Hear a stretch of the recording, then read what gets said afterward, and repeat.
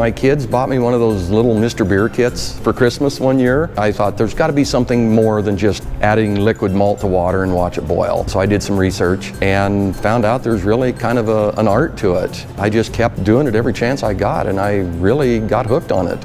In 1904, Senator Moses Kinkaider from O'Neill proposed a bill to the Senate to populate the sandhills. So for $14, they would give you 640 acres. And Broken Bow was the only place you could buy that piece of paper. Anybody that bought land under the Kinkaider Act was called a Kinkaider. So that's where the name came from.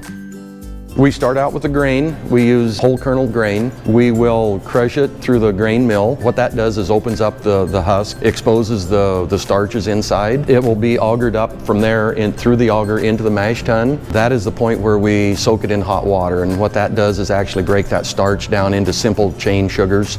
So we wind up with a pot full of sugar water. From there, I transfer it to the boil kettle and boil it for an hour. And at that time, we add hops at specific times, whether we want a bitter beer or something with more flavor, more aroma. Plus the boil also sanitizes it. So, anything that's in there, it's going to kill. From there, we transfer through a heat exchanger, which cools that back down to 68 or 70 degrees so that the yeast will actually eat the sugars up. If it's too hot, you'll get off flavors from it, or it'll kill the yeast. Once it's transferred through the heat exchanger, it goes into the fermenter, and that's where the yeast is added. When it ferments, it actually builds up pressure, and the yeast produce CO2.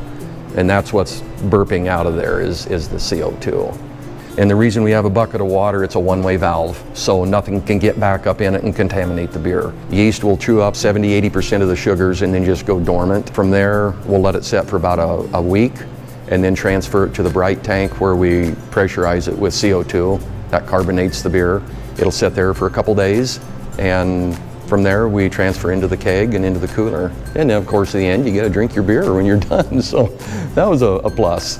The rewarding experience would have to be watching the people in the tap room drink your beer.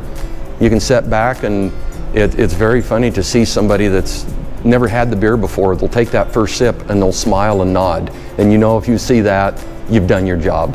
There was a couple of guys from England. They were elderly gentlemen that were here working in town for a couple months. England is known for their porters and their browns. They come out one night and I said, you need to try our porter.